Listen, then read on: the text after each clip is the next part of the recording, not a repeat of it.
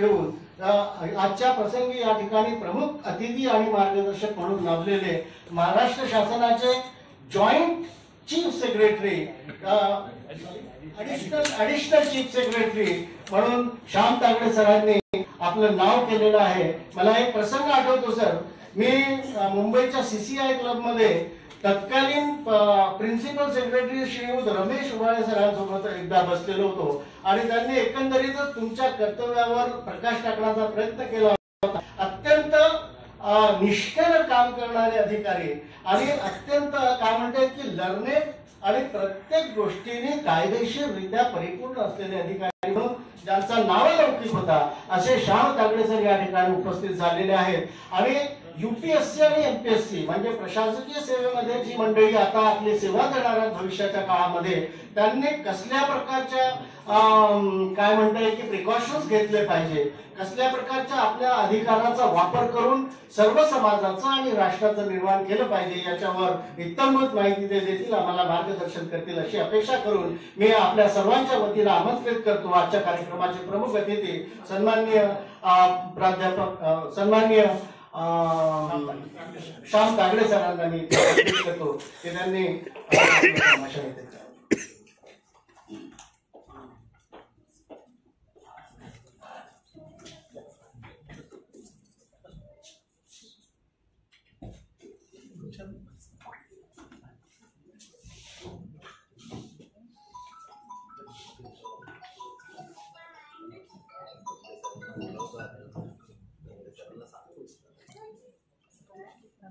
Doctor Babasaheb Ambedkar विचारधारा विद्यार्थी मंचातर्फे हा जो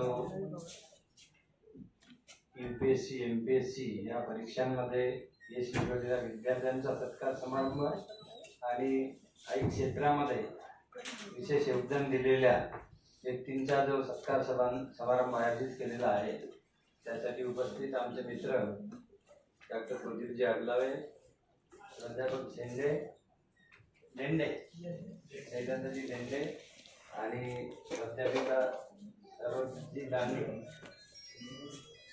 इथे उपस्थित सर्व आयोजक, सर्व यांचा सत्कार करणार होते सत्कार मूर्ती, बंधू भगिनी,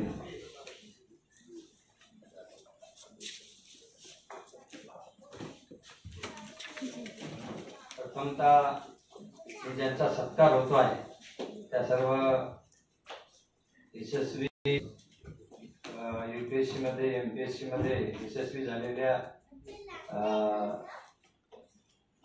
विद्यार्थी म्हणू की त्यांना विद्यार्थी म्हणू आणि जबाबदार नागरिक झाले त्यांचा आणि ज्यांचा सत्कार करण्यात येणारा याच्या विशेष व्यक्तींचं अभिनंदन करतो, त्यांना शुभेच्छा देतो.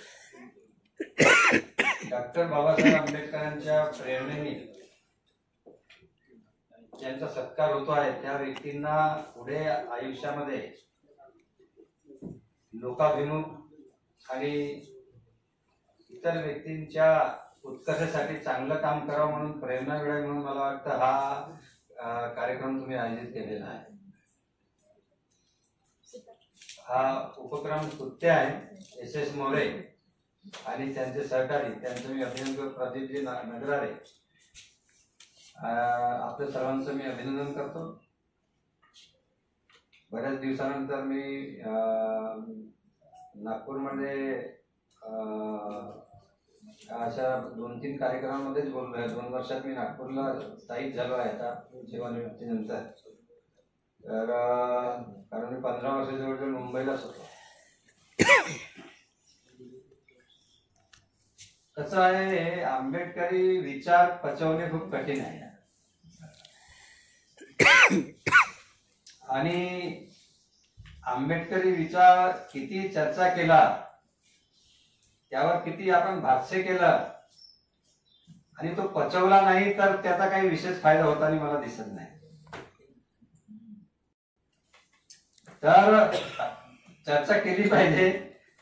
चर्चा केल्यामुळे समजतो विषय नाही का, आणि आपल्याला प्रेरणा मिळते.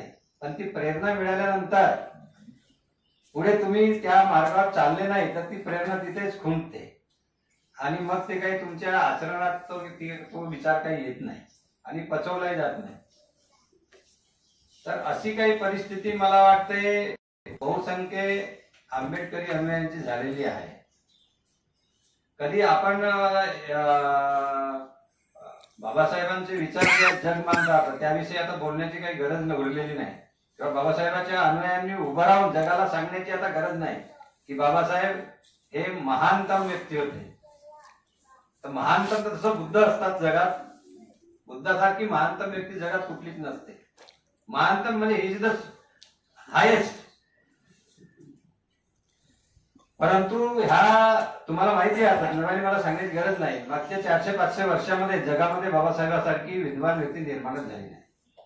हे जग मानतात, सर्व राष्ट्र मानतात आणि स्वतःच पुढाकार घेऊन बाबासाहेबांचा विचार समजण्याची तयारी चाललेली आहे जगामध्ये. तर आम्हाला उठून परत परत परत परत सांगायची जी गरज नाही. कारण 1980 मध्ये आम्ही जेव्हा शिक्षण घेत होतो, 90 मध्ये ते भारतातही सांगायची गरज होती, किंवा भारतातील लोकांनी बाबासाहेबांना स्वीकारलं नव्हतं. आता मनापासून आताही नसेल स्वीकारलं कदाचित, पण बऱ्यापैकी स्वीकारलेलं आहे. कारण ते आता असं छातीटोपणे त्यांच्याविषयी काही अशी वेगळे विचार मांडायला किंवा त्यांना त्यांच्यातील उणिवा किंवा काही हे दाखवायला तयार नाही. आता लोक हे म्हणायला लागले बाबासाहेबांनाच प्रधानमंत्री केलं पाहिजे होतं तेव्हा. त्यांचं ते सर्व आता स्वीकारायला तयार झालेले आहेत आणि स्पर्धा झालेली आहे जगात. भारतातील वेगवेगळे समुदाय बाबासाहेब आमचेच म्हणून स्वीकारायला तयार झालेले आहेत आणि पुढे वाढणार आहे. तर जे व्यक्ती बाबासाहेबांसोबत ज्यांनी बाबासाहेबांना ही संपूर्ण चळवळ चालवायला मदत केली 1920 मध्ये 1930 मध्ये नाही का, त्यांच्या सहकार्यांनी, मुख्यतः आता जी माणसं इथे जी आंबेडकरी बुद्धिस्ट आहेत त्यांनी, तर त्यांनी खूप मोठं जबाबदारीनं काम करण्याची गरज आहे. तर ही जबाबदारीनं मी यासाठी म्हणतो कारण तुम्हाला माहिती आहे की बाबासाहेब जेव्हा हयात होते तेव्हा बाबासाहेब एकदा म्हणाले होते की पढे लिखे लोगों ने मुझे धोखा दिया. का म्हटलं असं ते आपण ते निगेटिव्ह पाहणंच नाही, तुम्हाला निगेटिव्ह सांगतो, पण सत्य आपण बघित राहिलं पाहिजे. याचा अर्थ असा की 16 विद्यार्थी जे बाबासाहेबांनी पाठवले होते लिनलिथगोंना विनंती करून परदेश शिकण्यासाठी, 2च लोकांनी जवळपास काम केलं सामाजिक, बाकी सर्व नोकऱ्या करत राहिले. त्यांचे काही त्या 16 पैकी काहींचे मुलं IAS अधिकारी झाले, मी त्यांना सर्वांना ओळखतो.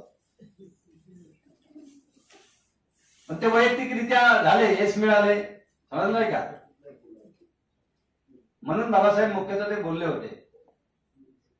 आता प्रश्न असा दिसतो की आपण बरंच बोलतो, आता इथेही आपण बोललो आहे की या देशामध्ये समजा आंबेडकरी बुद्धिस्ट लोकच काही घडवू शकतात असं कोणीतरी बोललं. आता बरोबर आहे, क्षमता आहे, परंतु त्याचा काय म्हणू प्रत्यक्ष कृतीत येताना काही दिसत नाही. आणि का दिसत नाही याची कारणं पण आहेत. कसं आहे, कुठलंही तत्वज्ञान हे जगावं लागतं. आपण ते जगलं नाही तर ते तत्वज्ञानाचा त्याचा काही लाभ होत नाही. आंबेडकरी विचारधारा आपण म्हणतो, आंबेडकरी विचारधारा काय आहे? सर्वांना समान हक्क असले पाहिजे. या देशामध्ये म्हणा, राज्यामध्ये म्हणा, जे काही संसाधन निर्माण होतात त्याचा सर्वांना लाभ व्हायला पाहिजे. किंवा तुमचे फंडामेंटल राईट्स जे आता आहेत नाही का, मूलभूत अधिकार राज्यघटनेमध्ये, तर त्याचा सर्वांना स्वतंत्रपणे म्हणजे फ्रीडमनी म्हणून की त्याचा उपभोग घेता आला पाहिजे, ते एन्जॉय करता आले पाहिजे. तर हाच आंबेडकरी विचार आहे. आणि त्यासाठी त्यांनी तुम्हाला सांगितलेलं आहे की चांगलं शिक्षण घ्या आणि अशा प्रकारची समाज व्यवस्था समाजात निर्माण होईल यासाठी तुम्ही काम करत राहा. स्वतः उत्तम शिक्षण घ्या नाही का, वैज्ञानिक दृष्टिकोन बाळगा, जे सत्य आहे ते स्वीकारा. आणि शेवटी त्यांनी बुद्ध सांगितला, का सांगितला, कारण प्रत्येक गोष्ट जी आपण करत असतो त्याचं उगमस्थानी मन आहे. आणि बुद्ध जे शिकवतात तर मनाचा संयम कसा ठेवायचा हेच बुद्ध शिकवतात. बुद्धाचा धम्म हा संपूर्ण मनावर संयम ठेवण्याचा मार्ग आहे, जो अरिय अष्टांगिको मार्ग म्हणतो पाली भाषेमध्ये, किंवा अरिय अष्टांगिक मार्ग. तर तो बाबासाहेबांनी शेवटी सांगितला त्यासाठी, कारण आपल्या मनातील तृष्णा जी असते, लोभ द्वेष मोह, हे जोपर्यंत कमी होत नाही आपण आपल्या स्वकीयांशी सुद्धा, कुटुंबातील व्यक्तींशी सुद्धा प्रेमाने मैत्रीने त्यांना आनंद होईल, सुख मिळेल असं आचरण करू शकत नाही. तुम्ही शिक्षित झालात, खूप तुमची कीर्ती जरी असली तरी अनेक प्रसंगी तुम्ही आपल्या जवळच्या माणसालाही सुख मिळण्यासाठी अडथळा ठरू शकता. तर जीवनाचं ध्येय काय असलं पाहिजे, तर हेच असं जीवनाचं ध्येय असलं पाहिजे की शाश्वत सुख मिळालं पाहिजे. सुख अति महत्वाचं आहे. बुद्ध सुखाविषयी बोलले, रिमूव्हल ऑफ सफरिंग. बाबासाहेब तेच सांगतात, शेवटी हे सर्व करायचं कशाला, एवढा विकास, एवढे रस्ते, इमारती, शिक्षण, कोणी इंजिनियर होतो, डॉक्टर होतो, MA होतो, कोणी PhD होतो, बाहेर लावतो, कशासाठी? याचं अंतिम उद्दिष्ट आहे शाश्वत सुख मिळालं पाहिजे. म्हणजे ते नेहमी एन्जॉय करत राहता आलं पाहिजे सुख. ते नाही मिळालं तर उपयोग काय तुझ्या, काही उपयोग होत नाही. दुःखात कितीतरी उत्तम शिक्षण घेतलेली माणसं दुःखात जगताना दिसत राहतात. तर मी यासाठी आपल्याला सांगतो की आंबेडकरी विचारधारेचा विचार करायचा असेल तुम्हाला तर ह्या गोष्टी कळल्या पाहिजेत आणि त्या मार्गावर चालायला लागलं पाहिजे. तर मग खरी आंबेडकरी विचार जगण्याचा आनंद येतो. नाही तर भाषण तर कोणीही देऊ शकतो. आज साधा एक ग्रॅज्युएट झालेला माणूस 2-4 पुस्तकं वाचली ना, किंवा एखादा आठवडा त्यांनी अभ्यास केला तर 15-20 मिनिटे, अर्धा तास भाषण द्यायला लागतं काय?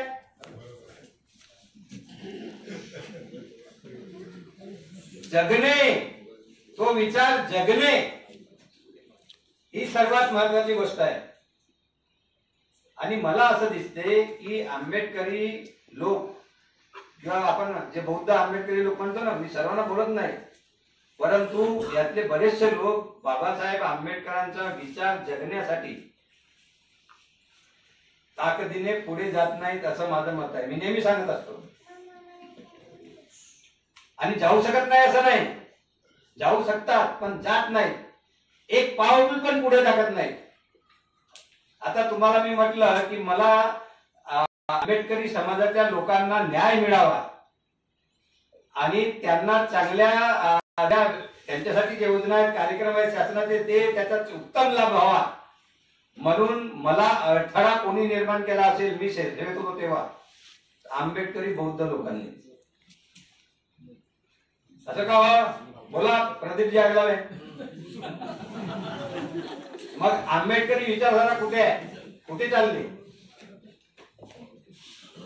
आणि मी हे पुस्तक लिहायला गेलो तर 100-200 पानाचं पुस्तक खरंच लिहू शकतो की मला आता काय करू शकतो ते, आता काय करू शकतो ते बघूया. कारण जेव्हा कसं आहे, एवढ्या सेवा केल्यानंतर जेव्हा अनुभव येतो ना तुम्हाला, जे हा विचार जो आहे ना समाजाला माहित झालं पाहिजे, ते बघूया ना, बघेन मी काय. ठीक आहे, तुम्ही निर्णय घेईन काय करायचं, मी फक्त सांगतोय.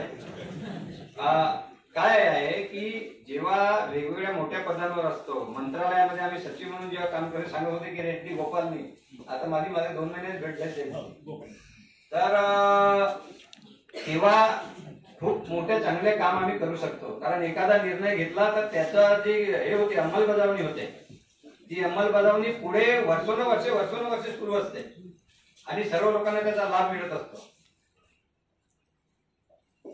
जसं मी अल्पसंख्याक विभागामध्ये प्रधान सचिव होतो, तर माझ्या समोर एक विषय असा आला होता, जवळजवळ 15 सचिव बसले होते मुख्य सचिवांच्या रूम मध्ये, आणि एक मीटिंग मी, म्हणजे त्या मीटिंगचा सचिव मी होतो, आणि 15 सचिवांची कमिटी होती. केंद्राच्या योजना अल्पसंख्याकांना लागू करणे, म्हणजे लागू होत्याच, त्याची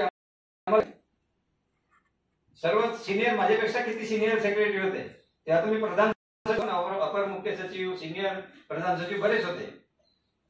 तर ते मला म्हणाले, अरे तुमने बौद्ध लोगों को तुमने लाया है कि बौद्ध लोगों को कैसे क्या तुम इसका लाभ दोगे अल्पसंख्याक का?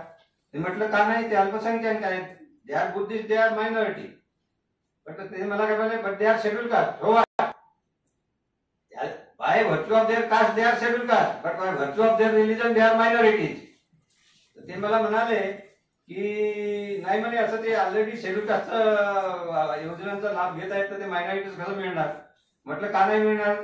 दे are minority as well as they are schedule caste, so they will enjoy the benefits of both.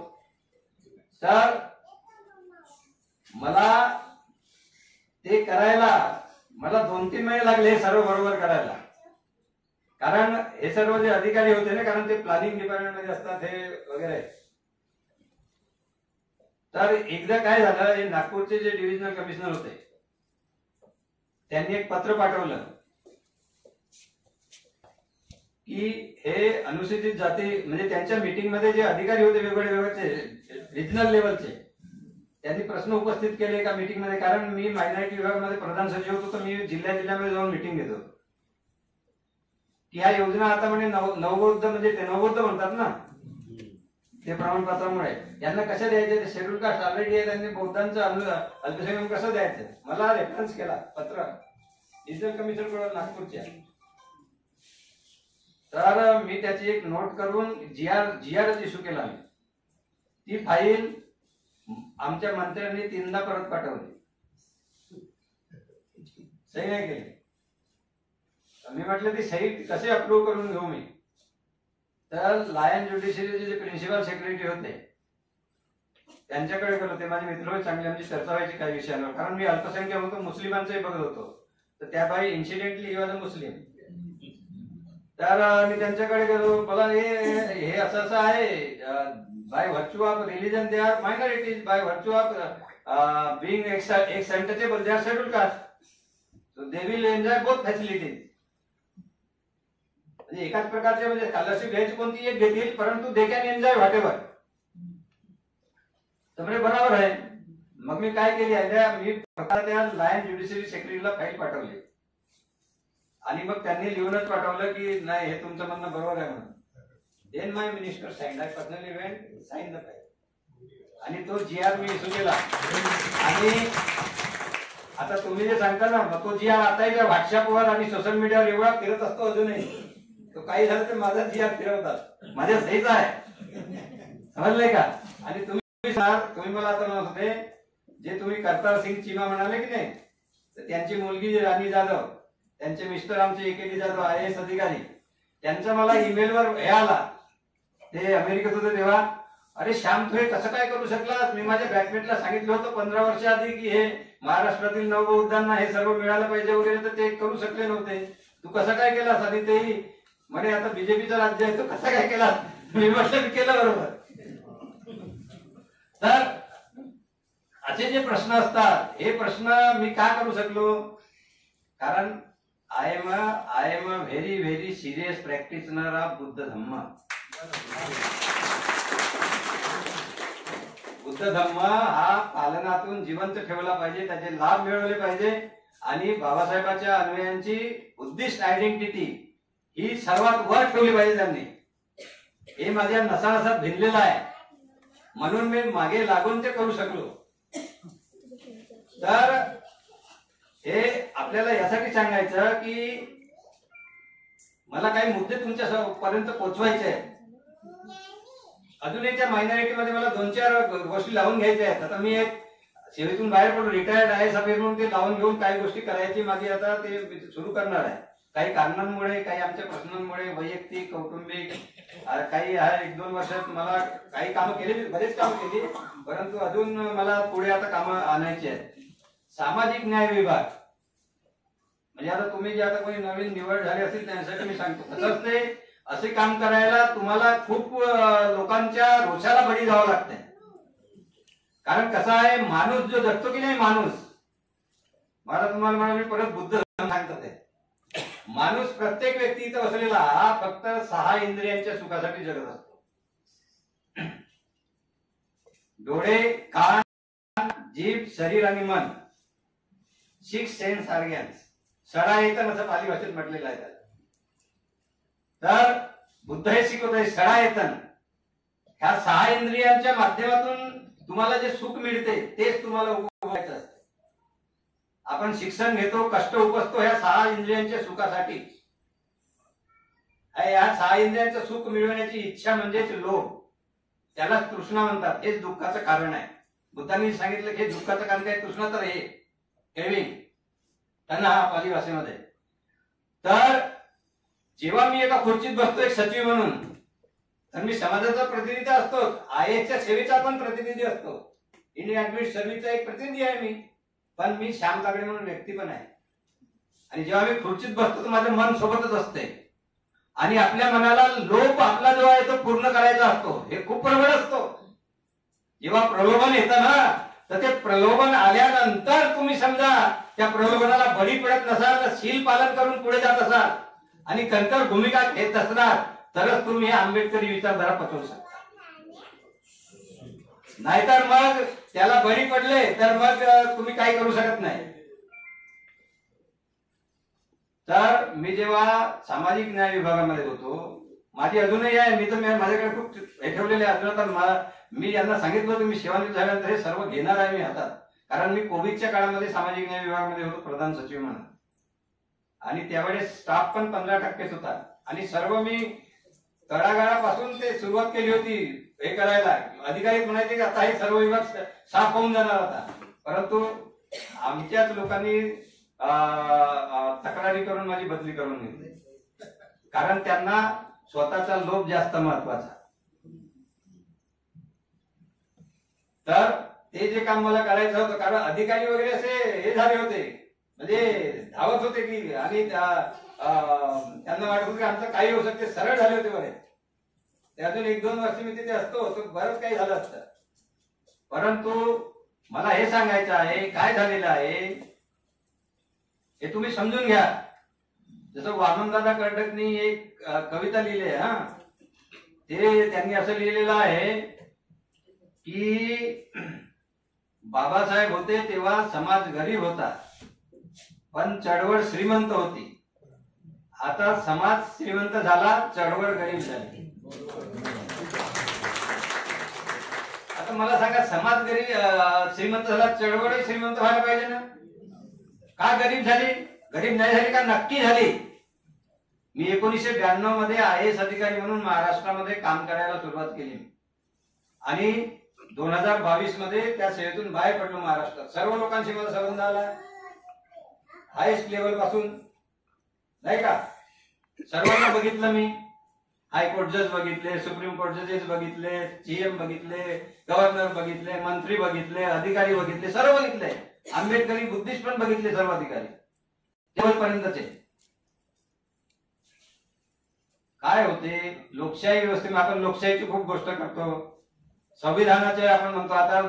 आता लोक जय बुद्ध, जय भीम, जय संविधान असं लिहितात, बरोबर आहे की नाही? ही तर चांगली गोष्ट आहे, पण संविधानही राबवणे, त्यानुसार चालणे कठीण किती काय आहे. तर ह्या संविधानामधून ज्या लोकशाही व्यवस्था निर्माण झाली आहे देशामध्ये, संसदेपासून तर खालपर्यंत, हे आम्ही जे एक्झिक्युटिव्ह आहे, कार्यकारी, न्याय व्यवस्था आणि कायदा करणे,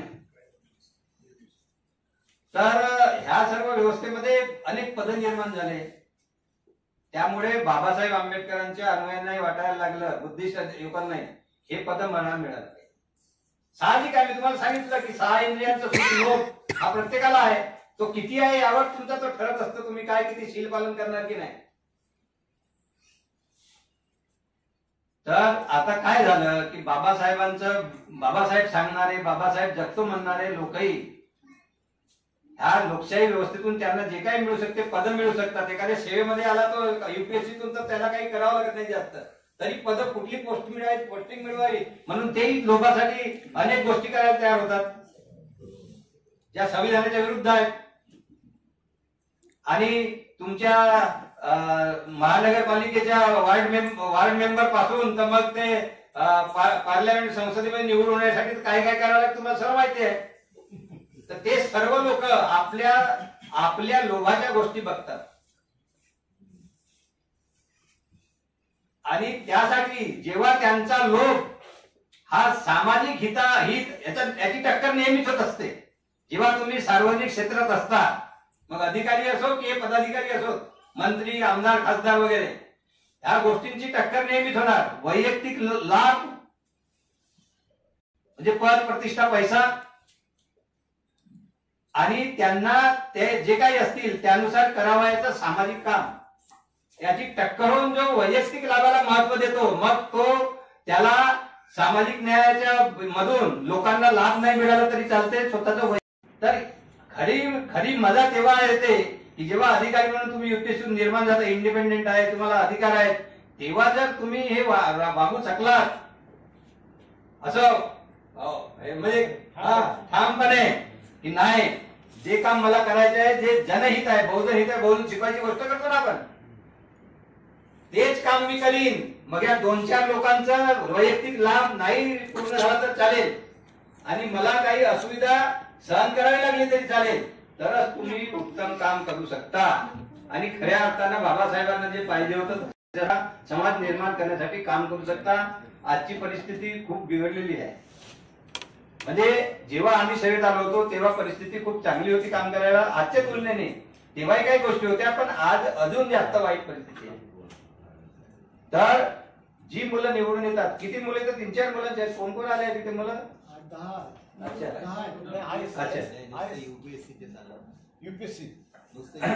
अच्छा. तर ते युपीएससी मधून जे मुलं निवडून वगैरे आले असतील तर तुम्हाला चांगलं आहे, काम करण्यासाठी खूप स्कोप आहे. म्हणजे खूप काम करू शकतो आपण, चांगल्या तऱ्हेने काम करतो आणि प्रत्येक पदावर बऱ्याच संधी मिळत राहतात. कुठल्या कुठल्या सेवांमध्ये, सर्व सेवांमध्ये कुठल्या ना कुठल्या संधी मिळतच राहतात. तर तुम्ही एका प्रेरणेने पुढे येऊन ते काम त्या लोकांना त्याचा लाभ होईल म्हणून किती करू शकता, हिरिरीने यावर बरेच सारं तुमचं यश अवलंबून असते. आणि यांनी आता सांगितलेच आहे, नव्याने सांगायची गरज नाही की तुम्ही चांगलं काम केलं तरच मग तुम्हाला सुख समाधान मिळतं. नाही ते म्हणाले की सेवेतून तुम्ही सेवानिवृत्त झाल्याचं कोण विचारत नाही. ते कधी कधी व्हॉट्सअपवर वगैरे सोशल मीडियावर एक पोस्ट पाठवतात, फ्यूज बल्ब म्हणून. मला आली होती, त्याला काय म्हटलं मी, त्याला म्हटलं अरे फ्यूज बल्ब, मी काय फ्यूज बल्ब वगैरे नाही आहे. आणि जे स्वतः आधीपासून एवढे काम करत राहत सेवेमध्ये असताना सेवानिवृत्त झाल्यानंतर तर ते काम करण्याला दुप्पट तिप्पट वेळ मिळतो. तर मी म्हटलं मी अजून म्हणजे माझा प्रकाश अजून जास्त होत आहे. तर ते असे काही लोकांना फ्यूज बल्ब, हो फ्यूज आहे, कसलं फ्यूज बल्ब, चांगलं काम करत राहा, तुम्हाला अजून संधी मिळते काम करायची. तर मला एवढंच सांगायचं आहे आता, मला खूप वाईट वाटतंय, कारण जगामध्ये आंबेडकरी समाजासारखा समाज नाही कुठेच नाही.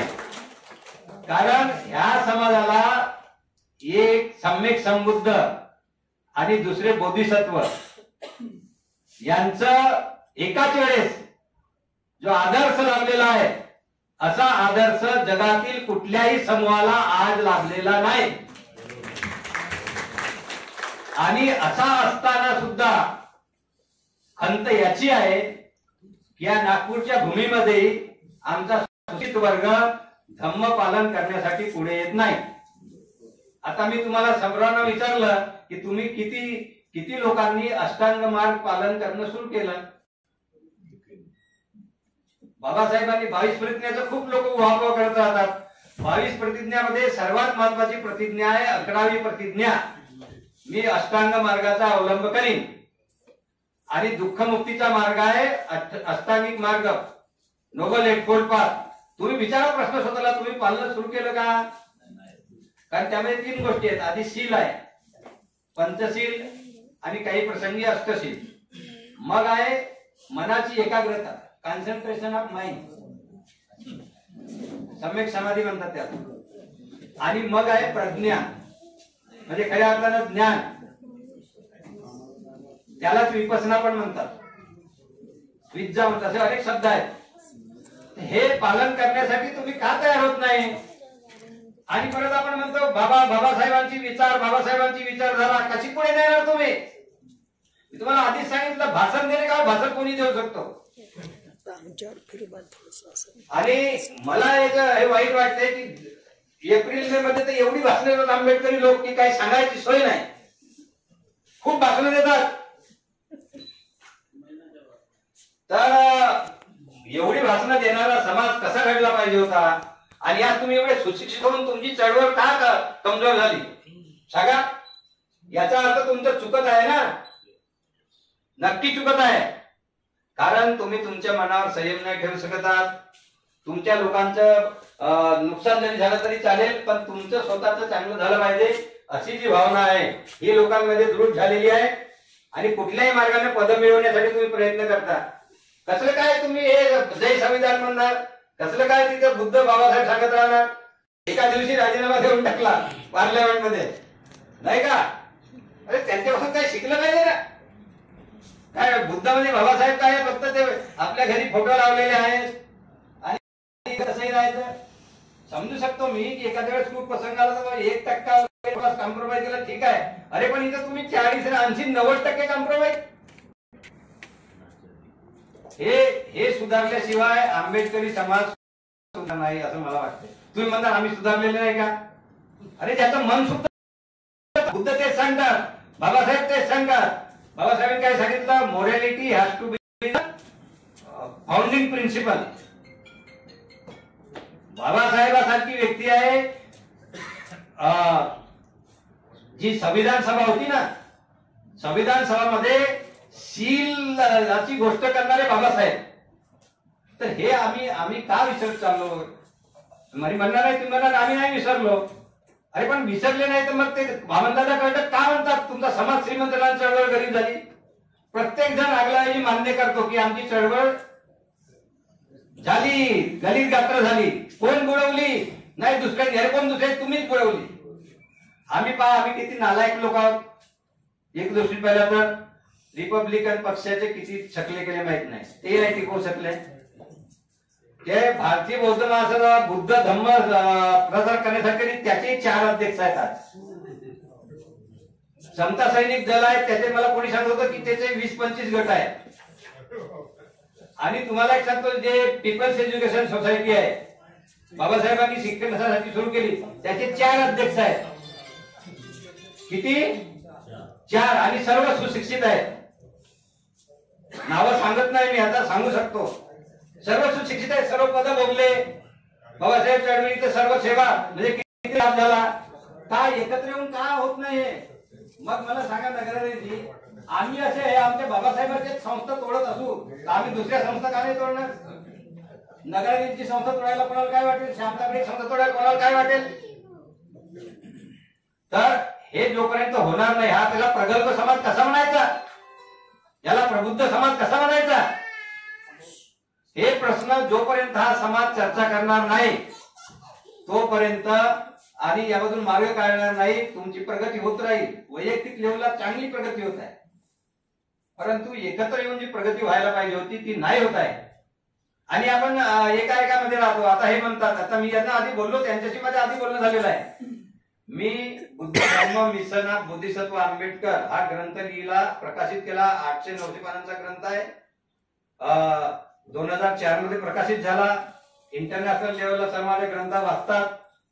मराठीत भाषांतर झालं, तेलुगूमध्ये भाषांतर झालेलं आहे, आता हिंदीमध्ये येईल. ते मला किती वेळ मिळतो त्यावर आहे. तर मी ह्या विद्यार्थ्याच्या लोकांना अनेकदा बोलतो, अरे आपण कोऑर्डिनेट करत राहिलं पाहिजे. आता हे जसं म्हणतात, आता मी ग्रंथ लिहितो, तुम्हाला सांगू का आगलावेजी, मी NIT मध्ये चेअरमन होतो. एक दिवस पंकज चांदे आले माझ्या ऑफिसमध्ये. ऋषी होते ना ते संस्कृत विद्यापीठाचे. एक दिवस ऑफिस मध्ये चिठ्ठी पाठवली, पंकज चांदे ऋषी NIT बसला होतो. आणि म्हटलं येऊ दे त्यांना.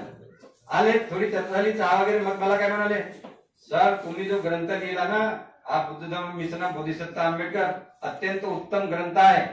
फक्त त्या ग्रंथाच्या खाली अशा टिपापेवा लिहा, आम्ही तुम्हाला डिलीट देतो आमच्या विद्यापीठामध्ये. 2007 पत्र आहे त्यांचं. आताही माझ्याकडे पत्र आहे, कॉपी आहे पत्र. तर मी विचार केला, मी संस्कृत विद्यापीठातून कशाला दिल्लीत घेऊ. आणि माझ्या मनात तसा प्रश्न आला, आणि मला भेटायचे असतील डिग्रीज बिग्रीज कुठूनही भेटवेल मी, मला कशाला गरज आहे, मी करतोच आहे काम सर्व. बाबासाहेबांचं मिशन चालू आहे बुद्ध धर्माच्या. 2 महिन्यांनी त्यांना सांगितलं मी, म्हटलं नको मला सध्या डिलीट वगैरे. तर सांगायचं तात्पर्य हे, मला माझी अस्मिता जास्त महत्वाची आहे आणि त्याला धरूनच आपण पुढे गेलं पाहिजे. कारण कसं आहे की शेवटी काय असते बुद्धाच्या तत्वाने बाबासाहेबांच्या याच्यामध्ये तुम्ही किती कणखरपणे काम करता तेच काउंट करता, बाकी गोष्टी नाही काउंट करत. आणि मी यांना आमचे जे सहकारी तुमचे, आता मी ग्रंथ लिहिले बरोबर आहे, अनेक मार्गदर्शन होतो. तुम्ही साहित्यिक आम्हाला साहित्यिक म्हणून तुम्ही का जवळ घेत नाही, बोलवत नाही? हा प्रश्न आहे ना. कारण कसं आहे आम्ही प्रशासनात आहोत बरोबर आहे की नाही. अरे समाजाने कसं केलं पाहिजे, ज्या क्षेत्रात जो उत्तम आहे त्याला पुढे नेलं पाहिजे, तोच समाज समोर जाऊ शकतो. नाही तुम्ही आपले लहान करत आम्ही लेक्चरर आहोत विद्यापीठात हे करतो म्हणून आम्ही साहित्यिक म्हणून आम्ही करत राहणार. बाकीचे बाहेर आहेत खूप अधिकारी आहेत. अरे आता पाली भाषेमध्ये वगैरे आमचे इंजिनियर आहे बरोबर आहे की नाही. 10-12वीला मेरिट येतो, आधीपासून बुद्धिमत्ता आहे, पालीचा अभ्यास चांगला करतोय. मी पीएचडी आता एवढं साठी नाही झालं माझा आता की मला लिहायला वेळ नाही, अभ्यास सर्व झालेला आहे. तुम्ही लोक आमच्याशी एकत्र येऊन मिळून सांगड घालून काम केलं पाहिजे ना, समाज पुढे नेला पाहिजे, वैयक्तिक लेवलला थोडी न्यायचं आहे. तर मी थांबतोच आता.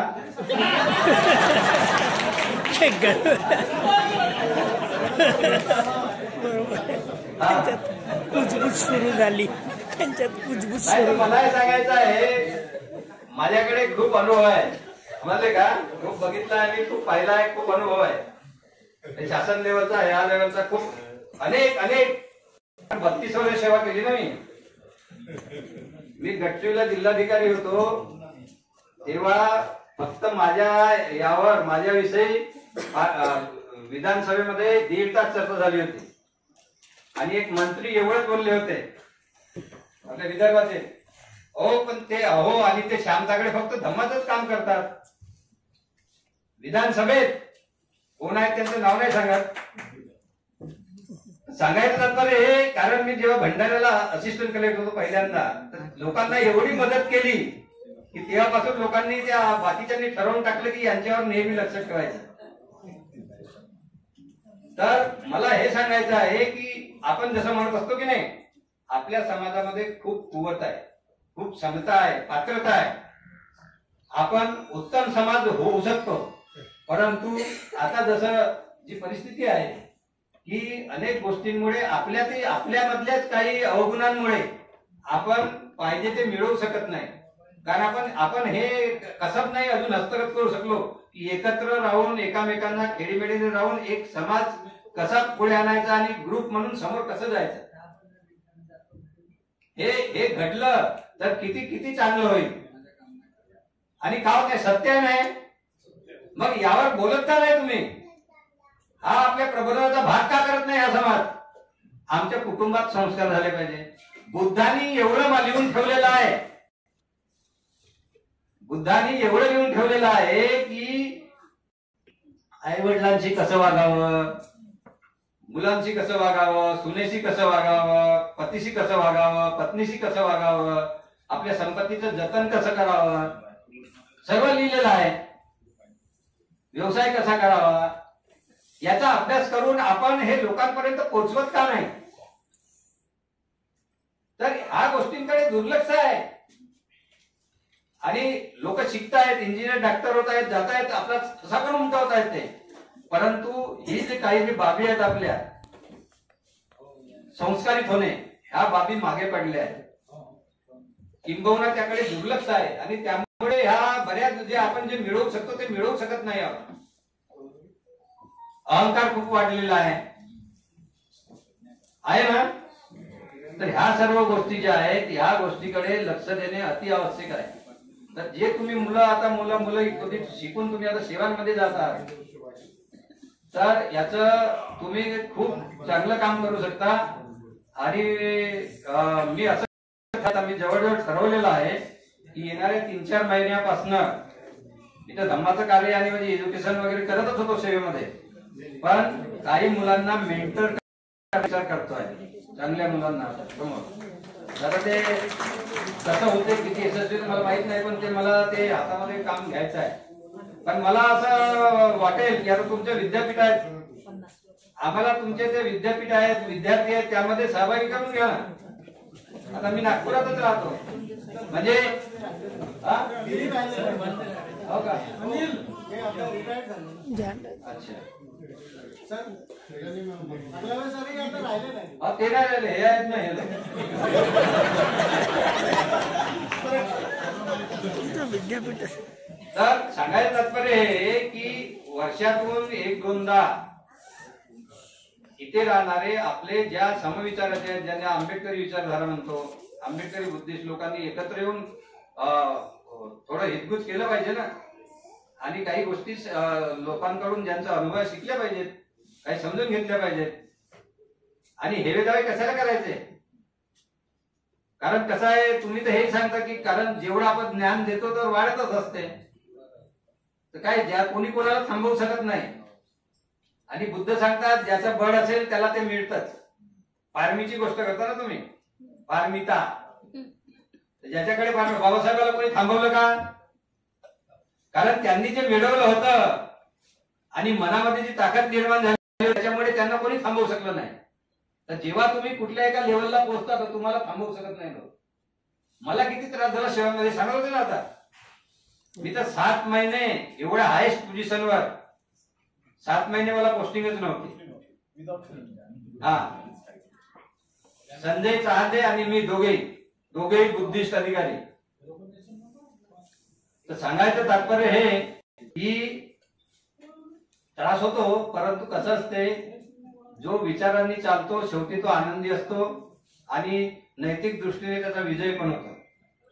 आणि जे असं कारस्थाना करून जे काही मिळवतात ना, ते असे मिंदे होऊन राहतात. ते असं हिंमत असं करून असं बोलू पण शकत नाही. आणि म्हणून माझं सांगणं आहे, आंबेडकरी समाजाची हानी अनेक आंबेडकरी लोकच करत आहेत. हे आपण लक्षात घेतलं पाहिजे आणि असं का होत आहे याचाही जरा विचार केला पाहिजे. अनेक स्तरावर मी बघतो. मला सामाजिक न्याय विभागामध्ये असताना मुद्दाम काम करू दिलं नाही. सर्व विद्यार्थ्यांचे किती हे करत होतो आम्ही, विद्यार्थ्यांचे किती इश्यू समोर ठेवले होते, परंतु ते करता नाही आले. औद्योगिक, आर्थिक, किती सारे. आणि हे सर्व न होऊ देणारे श्यामताकडे इथून गेली पाहिजेत म्हणून आपलेच लोक आंबेडकरी बुद्धी नागपुरातलेही आहेत. तर असं सुरू आहे. जेव्हा जेव्हा आपण हे असं हितसंबंध कोणाचं वैयक्तिक, कारण त्यांना ते चुकीच्या गोष्टी व्हाव्या असतात आणि सोशल मीडियामध्ये वगैरे वगैरे सर्व ते अशा तऱ्हेने नाही करतात की अनेक लोक त्यांचा उदो करत राहतात. तर ह्या गोष्टी बघितल्या पाहिजे. कुठेतरी याचा साम्य घाला, कुठेतरी म्हणजे मध्यम तरी घातला पाहिजे. माझं असं मत आहे की सामाजिक न्याय विभागामध्ये दरवर्षी 500 कोटी, 1000 कोटी रुपये तरी त्याचा समाजाला काही उपयोग नव्हता असाच खर्च होतो. मी स्वतः त्याचा अभ्यास केला आहे, विश्लेषण केलेलं आहे. ते सांगू शकतो कुठल्या योजना अनप्रोडक्टिव्ह आहे, त्याचा समाजाला काही फायदा होत नाही.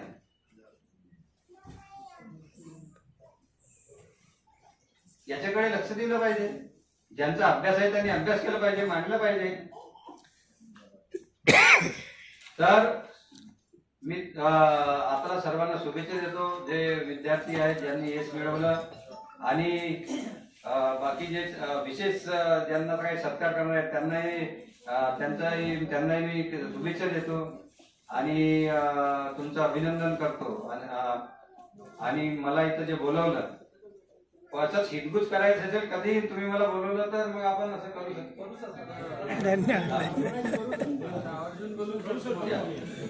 तर आपलं आभार मानतो मी आयोजकांचं.